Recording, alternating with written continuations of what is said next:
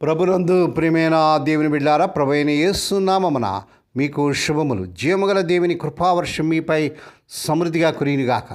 ఈ దినము అనగా ఏప్రిల్ 19వ తారీఖు 2026 ఆదివారం హోలీ ట్రినిటీ చర్చ్ మినిస్ట్రీస్ వారు అందించు అనుదినమన్నా. ఈ దిన మన ధ్యానాంశం ఆరాధనకు ఆహ్వానం. దేవుని వాక్యం చదువుకుందామండి. కీర్తన గ్రంథం 95 కీర్తన 6-7 వచనాలు. ఆయన మన దేవుడు, మనం ఆయన పాలించి ప్రజలము, ఆయన మేపు గొర్రెలము. రండి నమస్కారం చేసి సాగిలపడదము, మనం సృజించిన యెహోవా సన్నిధిని మోకరించదు. దేవుడు తన పరిశుద్ధ వాక్యం దీవించును గాక. దేని బిడ్డరా, ఆదివారం ప్రభు దినం, పునరుద్ధార దినం, పరిశుద్ధ దినం. క్రీస్తు ప్రభు రక్తంలో కడగబడిన ప్రతి విశ్వాసి ఆదివారం దేవుని సన్నిధికి వెళ్ళి ప్రభును స్తుతించి ఆరాధించే గొప్ప దినం కనుక వ్యర్థంగా ఆ స్థలాల్లో గడపకుండా దేవుని సన్నిధికి వచ్చి ప్రభును స్తుతించి కొనియాడి ప్రభును మహింపరుద్దాం. కీర్తన గ్రంథం 95 కీర్తన 6-7 వచనాలు. దేవుని సృష్టికర్తగా కాపరిగా గుర్తించి వినయంతో ఆయన ఆరాధించమని మరి కీర్తనాకారుడు పిలుపునిస్తున్నాడు. ఇది దేవుని సన్నిధిలో సాగిలపడి మోకరించి ఆయన మాట వినడం ద్వారా కృతజ్ఞత విధేయత చూపించాలని బోధిస్తుంది. ఆయన మన సృష్టికర్త అనే 6వ వచనంలో, మరియు మన కాపరని 7వ వచనంలో అయినా యెహోవాను స్తుతించాలని ఇది నొక్కి చెప్తుంది. కనుక మనము ప్రభును స్తుతించి ఆయన గణపరచాలి. స్తుతి ఆరాధన కలిసి నడుస్తాయి. స్తుతి మన సంతోషాన్ని తెలియజేస్తే ఆరాధన మన భక్తిని విధేయతను తెలియజేస్తుంది. దేవునితో మనకున్న సంబంధాలు ఇవన్నీ కలిసి ఉండాలి. అతిశయంతో కూడిన సంతోషం, దేవుని భయం లేకుండా పాడు పాటలు దేవునితో మనకున్న సంబంధంలో కేవలం బాహ్యమైన పరిచయాన్ని మాత్రమే తెలియజేస్తున్నాయి. ఆయన పరిశుద్ధతను, ఘనతను, భీకరత్వాన్ని గుర్తించదు. మరోవైపు నెమ్మదిగా దీన స్వరాలతో ఇంచుమించు ఏడ్చుచున్నట్టు ఉండే పాటలు ఆరాధన చాలా చల్లగా జీవలేని ఆచారంలా ఉంటుంది. దేవుని సాన్నిహిత్యాన్ని, ఆయన కలిగించిన స్వాతంత్ర్యాన్ని, ప్రేమగా ఆయన సన్నిధి ఇది గుర్తు చేస్తుంది. దేవుని స్తోత్రం. ఆరాధనలో సంతోషము మరి భక్తి కలిసి ఉండాలని దేవుని వాక్యంలో మనం చూస్తున్నాం. దేవుని స్తోత్రం. సాగిలపట్ట, మోకరించుట దేవుని ఎడల మన భక్తిని, మన విధేయతను తెలియజేస్తుంది. దేవుని స్తోత్రం. రండి మనం సాగిలపడి ఆయనను ఆరాధించుదాం.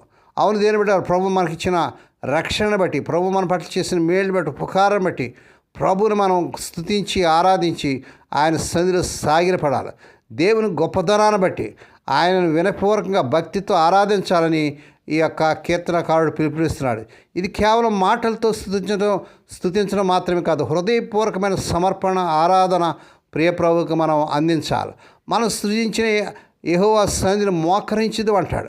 ఆయన మన సృష్టికర్త, మనం ఆయన మేపు గొర్రెలము అని గుర్తు చేస్తూ ఆయన ముందు మోకరించడం ద్వారా విధేయతను, ఆధీనతను తెలియజేయాలి. దేవుని స్తోత్రం కలుగును గాక.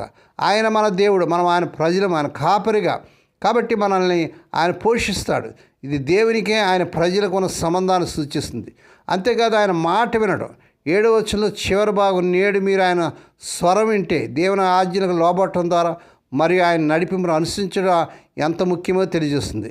మరి కీర్తన 95 కీర్తన దేవుని స్తుతించాలని 2 సార్లు 1వ వచనం, 2, 6 వచనాలు చూస్తున్నాం. ప్రజలను పిలుస్తుంది. ఇది దేవుని మందిరంలో ఆరాధనలో తరచుగా ఉపయోగపడుతుంది. అంతేకాదు హెచ్చరికిస్తుంది. ఈ ఆరాధన పిలుపు తర్వాత ఇశ్రాయేలు అరణ్యంలో దేవునిపై అవిధేయత చూపినట్లుగా కాకుండా హృదయ కాఠిన్యం లేకుండా ఆయన వెంబడించాలని హెచ్చరిస్తుంది. ఈ వచనాలు క్రైస్తవ ఆరాధనలో దేవుని ఉన్నతమైన స్థానాన్ని, మానవుని వినయాన్ని ప్రతిబింబిస్తుంది. కనుక కీర్తన 95 కీర్తన 6-7 వచనాలు.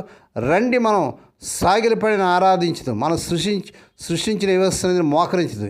ఎందుకంటే ఆయన మన దేవుడు, మనం ఆయన పాలించి ప్రజలము, ఆయన మేపు గొర్రెలము. ఆ రీతిగా ఆ సృష్టికర్తను, ఆ రక్షకుని మనం ఆయన చేసిన మేళ్ళు, ఉపకారం, ఆయన ఇచ్చిన గొప్ప రక్షణ బట్టి ప్రభుని స్తుతించి కొనియాడి ఆ ప్రభును మహింపరిచి గణపరచుటకు పరిశుద్ధాత్మదేవుడు మీకు సహాయం చేయను గాక. దేవుడి మాటలు దీవించిన గాక. ప్రార్థన చేసుకుందామండి. పరిశుద్ధులైన మా తండ్రి, నీ పరిశుద్ధ నామమునకు వందనాలు, స్తోత్రాలు చెల్లించుకున్నావు నాయన. మా తండ్రి, నువ్వు ఎంతైనా మంచి దేవుడు నాయన, గొప్ప దేవుడు, మా కాపరిగా, మా సృష్టికర్త మా ఉంటూ మమ్మల్ని నడిపిస్తున్న మా తండ్రి, మా కోసం ఈ లోకానికి వచ్చి సిలువలో మరణించి మీ రక్తాన్ని చిందించిన మా తండ్రి, సిలువను నాయన సహించిన మా తండ్రి, సమాధిని జయించిన మా తండ్రి, స్తోత్రాలు చెల్లించిన మా తండ్రి. ఈ మా ప్రభు దినాన్ని బట్టి, పునరుద్ధాన దినాన్ని బట్టి, ఈ పరిశుద్ధ దినాన్ని బట్టి స్తోత్రాలు. సర్వలోకన పరిశుద్ధుని పాదస్థానం చేరి మిమ్మల్ని స్తుతించి ఆరాధించి గొప్ప దినాన్ని బట్టి స్తోత్రాలు. ఈ ఉదయకాలంలో ఎంతమంది అయితే ప్రభా నిన్ను ఆరాధిస్తున్నారో అందరి బట్టి స్తోత్రాలు. ఈ దినం పుట్టిన దినాలు, వాహ దినాలు, ఆ శుభదినాలు జరుపుకునే బిడ్డలను బహుగా దీవించండి. అనారోగ్యాలతో నీ సరిగ్గా రాలేని స్థితిలో హాస్పిటల్, ఇంటెన్సివ్ కేర్లో మరి సీరియస్ కండిషన్లో బిడ్డలను మీరు కనికరించి ఇప్పుడే కలవరి శిలువ రక్త ప్రభావాన్ని శిరస్సు మొదలు పాదంలో ప్రారంభచేస్తున్నాను నాన్న. స్వస్థత, ఆరోగ్యం, విడుదల యేసు నామమున ప్రకటిస్తున్నాను తండ్రి. నా తండ్రి స్తోత్రాలు తండ్రి. ఈ దినం జరిగే ఆరాధన అన్నింటిలో సహాయం చేయండి. నీ బిడ్డలతో మీరు ఉన్నాడు నాయనాన్ని సోరిటింటి చర్చ్ మినిస్ట్రీ ద్వారా జరిచిన పరిచయంతో మీరు దీవెనించండి, సహాయం చేయండి. మహిమ నీకే, ఘనత నీకే చెల్లించుకుంటూ యేసే పరిశుద్ధ నామన స్తుతించి గణపరిచి వేడుకొని ప్రార్థిస్తున్నాం తండ్రి. ఆమెన్. మన ప్రభువైన యేసు క్రీస్తు వారి కృప, తండ్రి అయిన దేవుని ప్రేమ, పరిశుద్ధాత్మ దేవునికి అన్ని సహవాసము సదాకాలం మీకు తోడేండి నడిపించి బలపరచునుగాక. ఆమెన్.